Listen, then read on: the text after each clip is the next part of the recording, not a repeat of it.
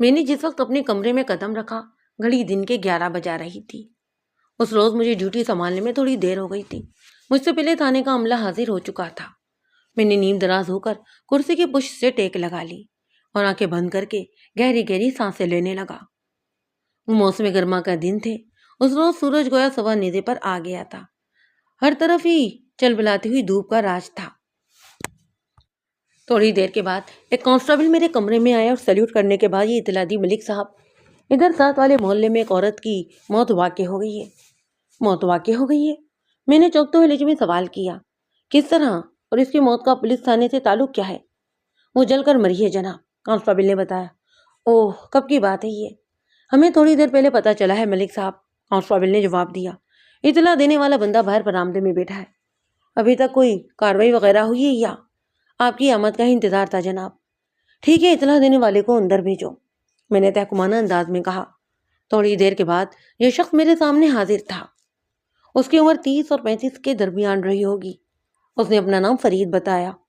فرید اس عورت کے پڑوس میں رہتا تھا جس کی موت جل جانے سے واقع ہوئی۔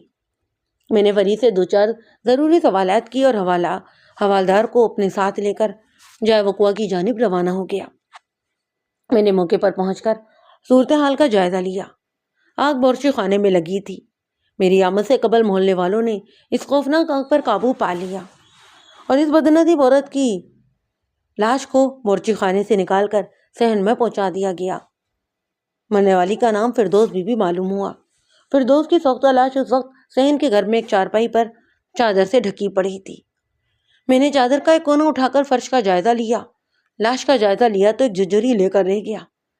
اس کا ویسے تو پورا بدن ہی کباب کی طرح بھن چکا تھا، تاہم چہرے کی حالت بڑی ہیبت ناک اور رونگٹے کھڑے کر دینے والی تھی۔ اس کے خد و خال کو وحشی آگ نے مس کر کے اس قدر بگاڑ دیا تھا کہ دیکھ کر خوف محسوس ہوتا۔ میں نے نہایت ہی مختصر سے معائنے کے بعد لاش کو دوبارہ چادر سے ڈھانپ دیا اور گھوم پھر کر جائے وقوع سے ارد گرد کا جائزہ لینے لگا۔ جیسا کہ میں نے بتایا کہ آگ بورچی خانے کے اندر لگی اور یہ بورچی خانہ گھر کی جمالی دیوار کے ساتھ بنا ہوا تھا اور بورچی خانے کے ساتھ ہی غسل خانہ بھی واقع تھا۔ اس کے سامنے جنوبی دیوار کے ساتھ 2-3 پھلدار پیڑ بھی موجود تھے۔ آگ کو سب سے پہلے فردوس بی بی کے پڑوسی فرید نے دیکھا۔ وہ اس وقت اپنے گھر کی چھت پر موجود تھا۔ فرید چونکہ اس واقعے کا چشم دید گواہ تھا، سو میں نے سب سے پہلے اسی سے پوچھ تاچھ کی۔ اس نے میرے سوال کے جواب میں بتایا، تھانے دار صاحب، میں نے جب کسی ضروری کام سے اپنے گھر کی چھت پر چڑھا، مجھے ساتھ والے گھر کے بورچی خانے سے دھواں سا اٹھتا نظر آیا۔ میں نے دھوئیں پر پہلے تو کوئی توجہ نہیں دی، لیکن جب اس نے کالے بادلوں کی طرح خوفناک صورت اختیار کر لی تو مجھے تشویش ہوئی۔ میں نے اپنی چھت کے آخری سرے پر جا کر دوسرے گھر کے صحن میں جھانکا تو یہ دیکھ کر میں گھبرا گیا کہ فردوس بی بی کے گھر کا بورچی خانہ خوفناک آگ کی لپیٹ میں تھا۔ میں فوری طور پر چھت سے نیچے اترا اور گلی میں جا کر محلے والوں کو اس ہولناک واقعے کے بارے میں بتایا۔ دیکھتے ہی دیکھتے میری اس پکار پر گلی میں درجن بھر افراد جمع ہو گئے۔ فردوس کے گھر کا بیرونی دروازہ کھلا ہوا تھا۔ ہم آنن فانن اندر داخل ہوئے اور یہ دیکھ کر ہمیں بہت حیرت ہوئی کہ بورچی خانے کا دروازہ باہر سے بند تھا۔ بہرحال ہم نے کسی طرح اس خوفناک آگ پر قابو پایا اور بورچی خانے کا دروازہ کھول کر فردوس کی اس لاش کو باہر نکال لیا۔ پھر میں اس افسوسناک واقعے کی اطلاع دینے تھانے کی طرف روانہ ہو گیا۔ فرید کا بیان دکھنے میں تو نہایت ہی سیدھا سادہ لگتا، لیکن مجھے اس بیان کے اندر بڑے ہی سنسنی خیز انکشاف نظر آنے لگے اور فرید کی بات سن کر میرا ذہن بے وقت کے زاویوں پر سوچنے لگا۔ یہ نہ تو خودکشی کا کیس تھا اور نہ ہی اتفاقیہ آتش زنی کا واقعہ نظر آتا۔ مطلب یہ کہ اگر بورچی خانے میں اتفاق سے آگ بھڑک اٹھی تھی تو اسی صورت میں فردوس بی بی چپ چاپ اپنی جان نہ دے دیتی۔ وہ خود کو بچانے کے لیے چیخو پکار اور بھاگ دوڑ ضرور کرتی۔ کسی بھی انسان کے لیے اس کی جان بڑی ہی قیمتی ہوتی ہے۔ وہ اسے بچانے کے لیے حتی الامکان کوشش کرتا ہے، جس کا یہاں کوئی ثبوت نظر نہیں آتا۔ دوسرا امکان خودکشی کا ہو سکتا تھا، یعنی یہ سوچا جا سکتا تھا کہ فردوس نے اپنی جان لینے کے لیے خود کو آگ لگا دی ہے۔ ایسی صورت میں بورچی خانے کے دروازے کو باہر سے بند نہیں بلکہ اندر سے بند ہونا چاہیے تھا، جبکہ فرید کے بیان کے مطابق جب وہ لوگ گھر کے صحن میں داخل ہوئے تو یہ دیکھ کر حیرت زدہ رہ گئے کہ بورچی خانے کا دروازہ باہر سے بند تھا۔ اگر فردوس نے خودکشی کی نیت سے خود کو بورچی خانے میں بند کیا تھا تو بورچی خانے کا دروازہ باہر سے کیسے بند ہو گیا؟ فرید کے علاوہ دیگر لوگوں نے بھی مجھے یہی بتایا کہ بورچی خانے کے دروازے کو باہر سے کنٹی لگی ہوئی تھی۔ مجھے تو یہ سیدھا سادہ سا قتل کا کیس نظر آ رہا تھا۔ میں نے نہایت باریک بینی سے جائے وقوع کا جائزہ لینے کے بعد مشیر نامہ تیار کیا اور موقع پر موجود گواہوں کے بیانات قلم بند کرنے لگا۔ ان گواہوں میں میری نظر سب سے زیادہ اہمیت فردوس بی بی کے پڑوسی فرید کی تھی، لہٰذا میں نے اسے سب سے آخر میں ٹرائی کرنے کا فیصلہ کیا۔ 4-5 افراد کے بیان لینے کے بعد میں اس نتیجے پر پہنچا کہ ان سے مجھے تفتیشی معاملات میں کوئی مدد ملنے والی ہی نہیں تھی۔ آگے بڑھنے سے قبل میں فردوس بی بی اور اس کے گھر کے حوالے سے آپ کو مختصر بتاتا چلوں تاکہ آپ کا ذہن کسی الجھن کا شکار نہ ہو۔ حاصل شدہ معلومات کے مطابق اس گھر میں صرف 3 ہی افراد تھے۔ Number 1 Firdaus Bibi, number 2 Firdaus کی بوڑھی ساس سلطانہ اور ان کا کرایہ دار جمشید۔ وہ 5 مرلہ قطع عرضی پر بنا ہوا ایک درمیانی سائز کا مکان تھا۔ کراچی کے رہائشی مکان کے رقبے کو تقریباً 120 گز کا تصور کر لیں۔ گھر کے ایک بھی حصے میں پہلو با پہلو 2 بڑے کمرے بنے ہوئے تھے جن کے آگے 10 فٹ کا ایک بڑا ہی برآمدہ تھا۔ اس کے بعد کچا صحن تھا جس کی شمالی دیوار کے ساتھ ایک قطار میں باتھ روم اور کچن بھی بنے ہوئے تھے۔ مجھے اچھی طرح یاد نہیں، لیکن یاد پڑتا ہے کہ وہ امرود اور شہتوت کے بھی پیڑ تھے۔ مکان کے سامنے والے حصے میں ایک بیٹھک نما ایک بڑا سا کمرہ بھی بنا ہوا تھا جو جمشید نامی اس شخص نے کرائے پر لے رکھا تھا۔ جمشید کسی اور علاقے کا رہنے والا تھا اور مقامی پرائمری اسکول میں پڑھا تھا۔ وہ پورے ہی گاؤں میں ماسٹر جمشید کے نام سے مشہور تھا۔ وہ مہینے 2 مہینے میں اپنے گھر کا ایک چکر بھی لگاتا تھا۔ مقتول فردوس بی بی کا شوہر پچھلے 2 سال سے بیرون ملک مقیم تھا۔ یعقوب شادی کے فوراً بعد ہی عراق روانہ ہو گیا اور ابھی چند روز پہلے ہی وہ گھر والوں سے ملنے چھٹی پر پاکستان آیا تھا۔ یعقوب عراق کی ایک آئل کمپنی میں ملازمت کرتا جس کا ذکر کرنا غیر متعلق ہے۔ سب سے زیادہ حیرت انگیز بات مجھے جو پتہ چلی وہ یہ تھی کہ جب فردوس بی بی کو یہ خوفناک حادثہ پیش آیا وہ گھر میں اکیلی تھی۔ یعقوب، اس کی بڑی ماں سلطانہ کے بارے میں کوئی حتمی بات تو معلوم نہیں ہوئی کہ وہ لوگ اس وقت کہاں تھے، تاہم بعض لوگوں کا خیال تھا کہ یعقوب اپنی ماں کو اسپتال لے گیا ہوگا۔ سلطانہ جوڑوں کے درد کی دائمی مریضہ تھی۔ ایک تو گرمی جہنم کی تپش پر سب کو لے جانے میں مصروف تھی، دوسرے اس گھر کے در و دیوار خصوصاً صحن میں انسانی گوشت کی سڑان چاروں ہی جانب پھیلی ہوئی تھی۔ وہاں پر کھڑے ہو کر سانس لینا بھی دوبر ہو رہا تھا، لہٰذا میں نے حوالدار کو اپنے پاس بلایا اور کہا، مولا بخش، تم فردوس بی بی کی سوختہ لاش کو سرکاری اسپتال پہنچوانے کے انتظامات کرو جب تک میں فرید کا انٹرویو کر لیتا ہوں۔ موسم کی شدت اور لاش کی حالت کا تقاضا یہ ہے کہ اسے جلد از جلد اسپتال پہنچانا ہوگا۔ ٹھیک ہے ملک صاحب، حوالدار فرما برداری سے بولا، آپ اس طرف سے بے فکر ہو جائیں، میں سارا ہی بندوبست کر لوں گا۔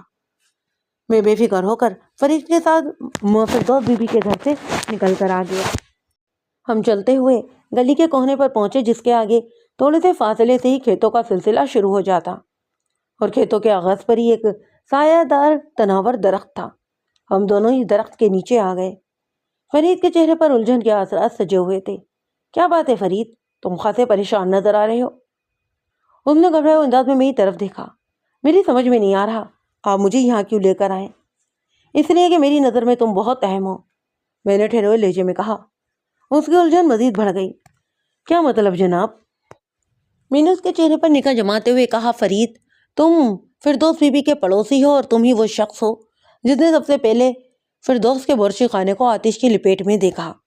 گویا تم اس لحاظ سے اس واقعے کے عینی شاہد ہو۔ میں اس الگ تھلگ جگہ پر تمہارا بیان لینے آیا ہوں۔ اس سے پہلے کہ فرید کچھ کہتا، ایک آدمی چارپائی سر پر اٹھائے ہمارے قریب پہنچ گیا۔ پھر اس نے درخت کی گھنی چھاؤں میں چارپائی بچھانے کے بعد میری طرف دیکھتے ہوئے بڑے ادب سے کہا، سرکار آپ ادھر آرام سے بیٹھ کر بات کریں، میں کسی بچے کے ہاتھ لسی پانی بھجوا دیتا ہوں۔ اس شخص کی عمر 50 سے اوپر تھی۔ میں نے اس کے عمل کے نتیجے میں تشکرانہ انداز میں پوچھا، چاچا تمہارا نام کیا ہے؟ تھانے دار صاحب، میں اللہ رکھا ہوں، اس نے جواب دیا، اسی محلے بلکہ اسی گلی میں رہتا ہوں۔ میں نے ہمیں گردن ہلائی، ٹھیک ہے، تمہارا بہت شکریہ۔ وہ مجھے سلام کر کے رخصت ہو گیا۔ میں دوبارہ فرید کی جانب متوجہ ہوا۔ میں نے اس کی آنکھوں میں دیکھتے ہوئے کہا، ہاں بھی فرید، میں تم سے جو بھی پوچھوں اس کا سیدھا اور سچا جواب دو گے نا؟ مائی باپ وہ دونوں ہاتھ جوڑ کر منت ریس لہجے میں بولا، میں نے پہلے آپ سے کوئی جھوٹ بولا ہے اور نہ ہی اب بولوں گا۔ آپ پوچھیں جو بھی پوچھنا چاہتے ہیں۔ میں ضبط اللہ رکھا کی لائی ہوئی چارپائی پر بھرا جمان تھا، جبکہ فرید میرے سامنے باادب با ملاقاتہ کھڑا تھا۔ فرید کیا تم یہ بات جانتے تھے کہ فردوس بی بی گھر میں اکیلی تھی؟ وہ نبی میں گردن ہلاتے ہوئے بولا، نہیں جناب، میں اس بارے میں کچھ نہیں جانتا تھا۔ کیا تم یہ بھی نہیں جانتے تھے کہ فردوس بی بی کا خاوند روزگار کے سلسلے میں ملک سے باہر گیا ہوا تھا اور چند روز پہلے ہی اس کی واپسی ہوئی ہے؟ اس نے ہمیں گردن ہلائی۔ جی ہاں، مجھے یہ بات پتا تھی۔ میں نے پوچھا، یہ یعقوب کس مزاج کا بندہ ہے؟ آپ کا مطلب کیا ہے جناب؟ وہ محتاط انداز میں مجھے دیکھنے لگا۔ میں نے وضاحت کرتے ہوئے کہا، یعقوب پچھلے 2 سال سے عراق میں نوکری کر رہا ہے۔ اس سے پہلے تو وہ ادھر ہی ہوتا تھا۔ تم بھی سالہ سال سے ادھر ہی رہ رہے ہو۔ میں صرف یہ جاننا چاہتا ہوں کہ تم نے یعقوب کو کیسا پایا ہے؟ وہ تمہارا پڑوسی ہے، ظاہر ہے کہ تمہارا اس کے ساتھ میل جول رہا ہوگا۔ بندہ تو وہ ٹھیک ٹھاک ہی ہے۔ فرید، میں نے سوالیہ نظر سے گھورا، کیا تمہیں واقعی اس بات کا علم نہیں کہ تمہاری پڑوس سلطانہ اور اس کے عراق پلٹ بیٹا یعقوب صبح ہی صبح کہاں غائب ہو گئے؟ رب دی قسم، وہ کانوں کو ہاتھ لگاتے ہوئے بولا، میں اس بارے میں کچھ نہیں جانتا۔ میری بھی وہی رائے ہے جو محلے والوں نے بیان کی ہے۔ ہو سکتا ہے کہ یعقوب اپنی ماں کو کسی ڈاکٹر کے پاس لے گیا ہو۔ تمہارے ان لوگوں کے ساتھ تعلقات کیسے تھے؟ کن لوگوں کے ساتھ؟ وہ الجھن بھری نظر سے مجھے دیکھنے لگا۔ میں سلطانہ اور اس کی جل کر ہلاک ہونے والی بہو فردوس بی بی کی بات کر رہا ہوں۔ اور یہ بھی بتاؤ کہ یعقوب کے ساتھ تمہارے مراسم کس نوعیت کے رہے ہیں؟ اس سے پہلے کہ فرید میرے سوال کا جواب دیتا، اللہ رکھا کا بھیجا ہوا ایک بندہ ہمارے لیے ٹھنڈی ٹھار لسی سے بھرا ہوا ایک جگ اور 2 پیتل کے گلاس لے کر وہیں پر پہنچ گیا۔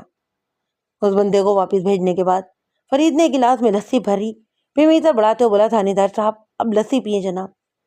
مجھ سے زیادہ اس وقت تمہیں لسی کی ضرورت ہے فرید بخش، تاکہ تم میرے سوالات کے ٹھنڈے ٹھار جوابات دے سکو۔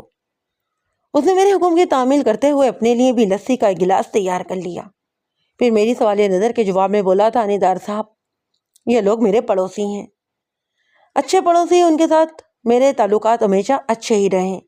جہاں تک یعقوب کا تعلق ہے تو وہ جب تک یہاں تھا تو اس کے ساتھ میرا اٹھنا بیٹھنا بھی تھا، پھر وہ عراق چلا گیا، اب 2 سال بعد واپس آیا ہے تو بھی بہت ہی اچھی طرح ملا ہے۔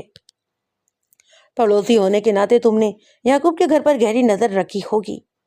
میں نے ڈرانے والی نظر سے پوچھا، یعقوب تو یہاں تھا نہیں اور اس کی بیوی فردوس بی بی گھر میں اکیلی ہوتی تھی۔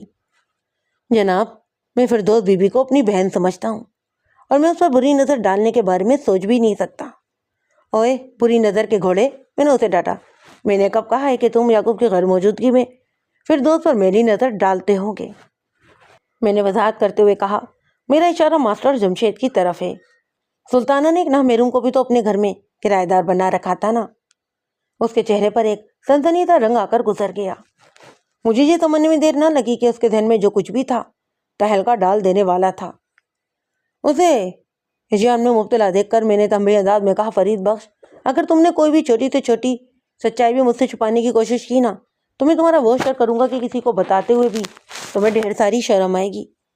وہ دونوں ہاتھوں سے اپنے کانوں کو پکڑتے ہوئے توبہ کرنے والے انداز میں بولا، سرکار میری توبہ جو میں آپ سے کوئی غلط بیانی کروں، تو پھر مجھے بتاؤ حقیقت کیا ہے؟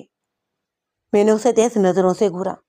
جب میں نے ماسٹر جمشید کا ذکر کیا تھا تو تمہارے چہرے کے تاثرات میں ہنگامی تبدیلی کیوں آئی؟ میں سمجھتا ہوں ماسٹر جمشید کی ذات کے حوالے سے تمہارے دل و دماغ میں بہت کچھ چھپا ہوا ہے۔ کیا میں غلط کہہ رہا ہوں؟ نہیں جناب، پر زبان کیسے کھولوں؟ پڑوسیوں کا بھی معاملہ ہے، اور تو ٹھیک ہے، پھر میں تمہیں اپنے ساتھ تھانے لیے چلتا ہوں، میں نے دھمکی دینے والے انداز میں کہا۔ وہاں پہنچ کر تمہاری زبان فرفر چلنے لگے گی۔ مائی باپ، وہ دونوں ہی ہاتھ جوڑ کر کھڑا ہو گیا۔ یہ غضب نہ کریں سرکار، میں آپ کو سب کچھ سچ سچ بتا دیتا ہوں، لیکن وعدہ کریں کہ آپ یعقوب کو میرے بارے میں کچھ نہیں بتائیں گے کہ میں نے اس کی بیوی کے حوالے سے آپ سے کوئی بات کی ہے۔ میں اس وقت تک ایسا کوئی وعدہ نہیں کر سکتا جب تک اصل معاملہ میرے علم میں نہ آ جائے۔ میں نے سخت لہجے میں کہا، بتاؤ فردوس بی بی کے حوالے سے تم کون سا انکشاف کرنے والے تھے؟ چند لمحہ تک الجھے رہنے کے بعد اس نے کہا، ماسٹر جمشید کوئی پچھلے 1 سال سے سلطانہ کی بیٹھک میں کرایہ دار کی حیثیت سے رہ رہا ہے۔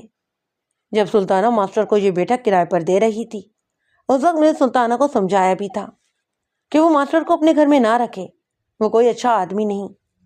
لیکن سلطانہ نے میری ایک نہ سنی اور وہی کیا جو اس کے ذہن میں سمایا ہوا تھا۔ کیا مطلب؟ تم نے ماسٹر جمشید کی کس بات سے یہ اندازہ قائم کیا کہ وہ کوئی اچھا آدمی نہیں؟ جناب یہ بات تو بندہ شکل دیکھ کر ہی کہہ سکتا ہے، اور یہ بندہ مجھے شکل سے ہی ٹھیک نہیں لگا۔ اسی لیے میں نے سلطانہ کو سمجھانے کی بھی کوشش کی کہ اس کا جوان بہو کا ساتھ ہے، کسی نہ میروں کو یوں گھر میں رکھ لینا کوئی اچھی بات تھوڑی نہ ہے۔ لیکن جب اس نے کرائے کے لالچ میں میری بات پر توجہ نہیں دی تو میں بھی خاموش ہو گیا۔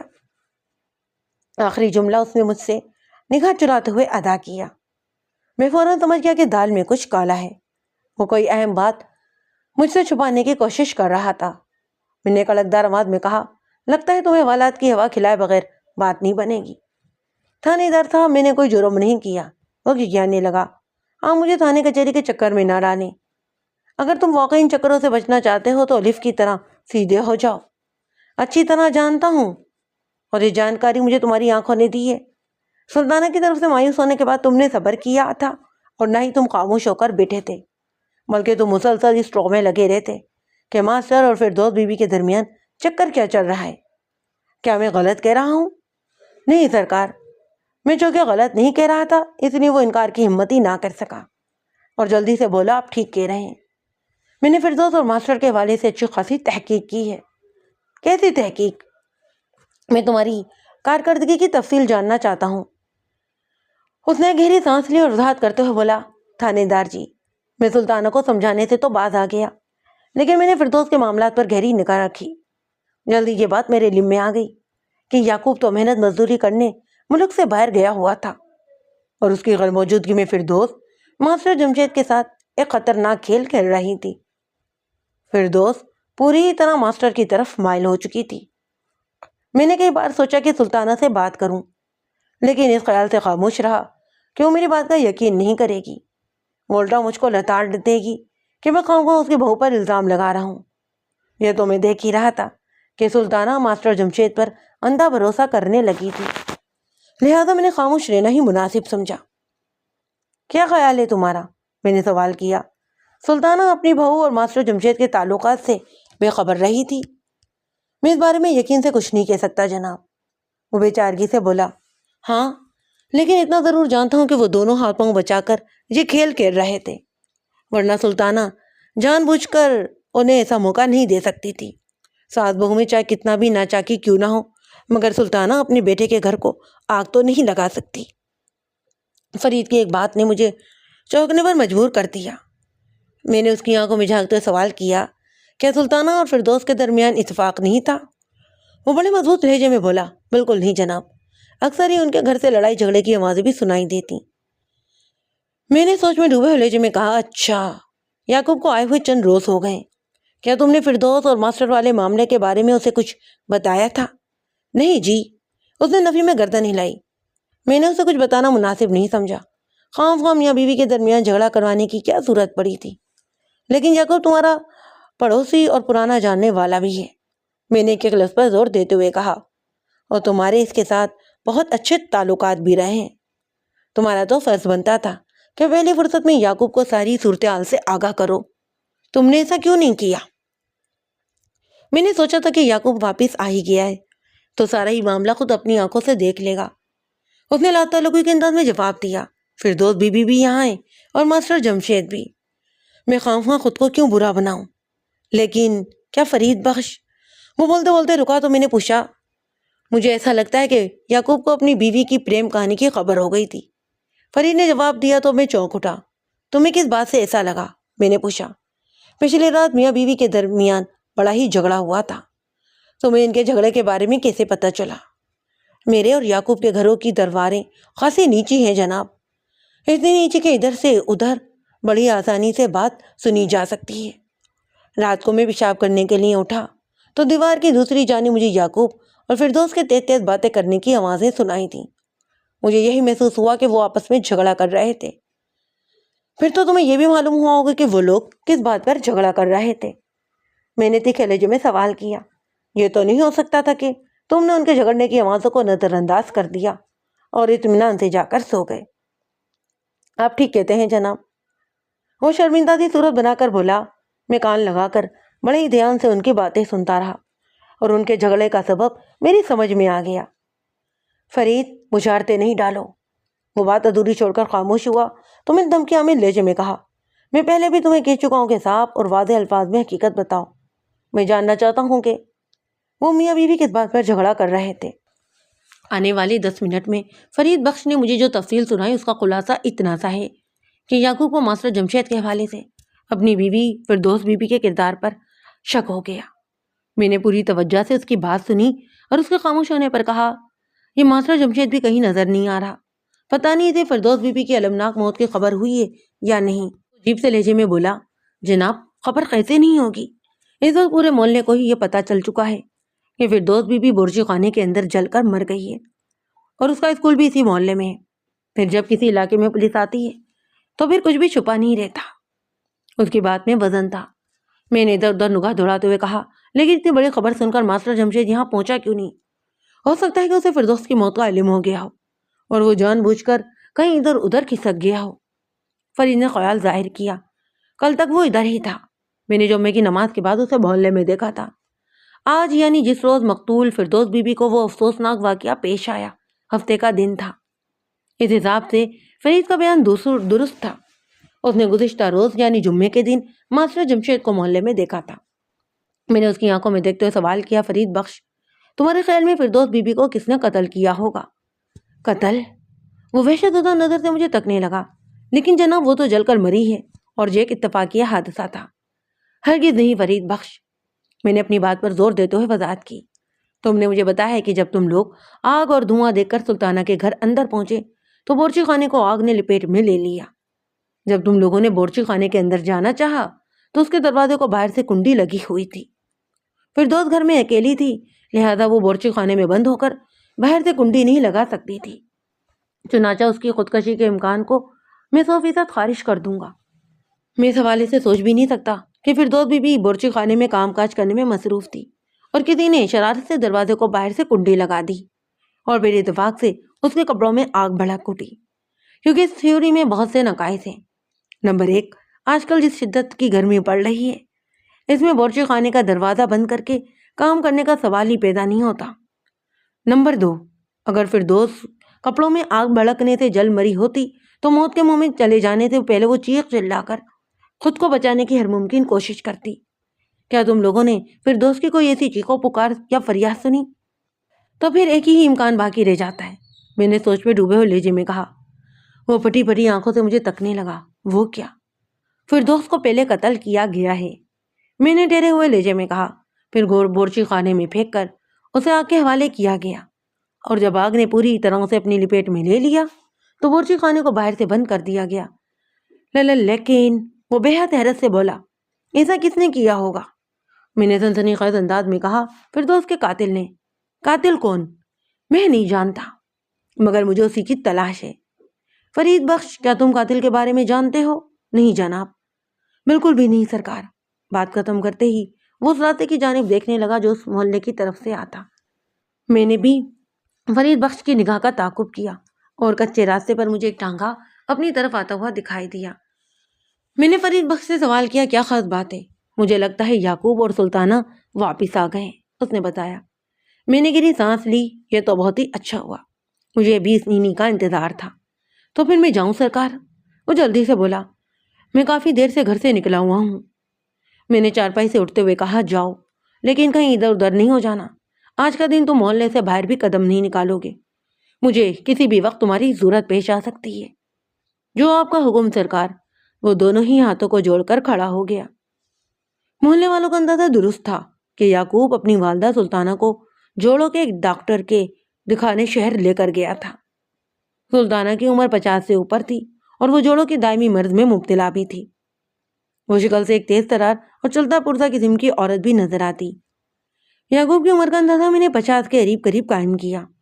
وہ ایک دبلا کپتا پتلا اور پستہ کامت شخص تھا۔ اس کے سر کے بال بھی اڑنا شروع ہو چکے تھے۔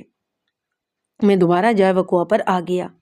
اب مقتول فیروز کے سوختہ بدن سے سرانٹ کے بھپکے نہیں اٹھ رہے تھے، لہذا میں شتوت کے پیڑ کے نیچے کھڑے ہو کر موقع کی کارروائی کو آگے بڑھانے لگا۔